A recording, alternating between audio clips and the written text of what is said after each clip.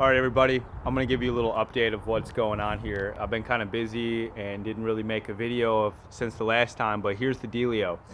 All right, we got some insulation going on here, and I've been putting the floorboards in and just making some moves and getting it ongoing.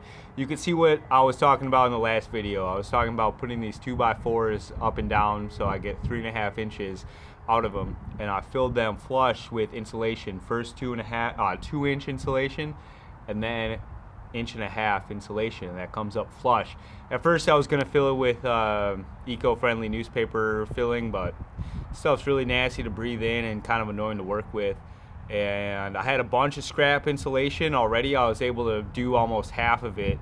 Ended up picking up 2 pieces of insulation for like $35 each. So it wasn't that bad, whatever. And I'll be able to fill in the rest of it with some insulation from another job that I'm doing at my buddy's shop. Okay, so here we are. That's the floor. That's going to give an R value of about 17. It's every inch of this pink foam insulation is about is an R value of 5. So if there's 2 inches R10, 1.5 R15, so like 17.5. That's perfect. That's actually better than what I was expecting. And I came through on some of it, and I used what's it called, the that spray foam kind of crack filler stuff on the other half where there's the flooring, and I filled that in. And I might get some tape for this stuff here and just tape it shut or caulk it shut. But honestly, it's really tight as it is, because the way I did these floor joists is I did them 16 inches so I could just break the pink insulation board along the 16-inch cutoff line. It makes your life so much easier. I highly recommend doing it that way. So and instead of wasting your time cutting a bunch of chunks of insulation and what have you, I wasted so much time using my spare chunks of insulation that I had, cutting and fitting it.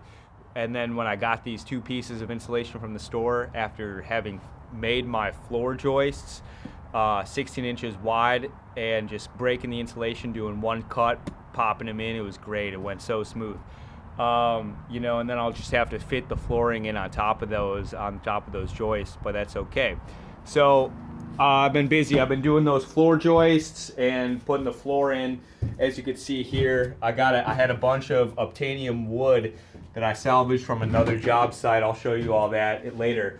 So I started running electrical. So I got electrical. I picked up this little breaker box for about $16 from Menards, and a couple of breakers. I had a bunch of spare breakers. They just didn't fit in this box. Typical capitalistic annoying stuff. Breakers fit into different boxes and whatnot. I'm not complaining. It's just it is what it is. So then so I ran some electrical. This is all Obtainium stuff. I had all this wire, and I had all these electrical boxes with the electrical fittings. This area is going to be kind of my kitchen area. So I just ran electrical just on a couple of circuits, and I have about 2/3 of it done.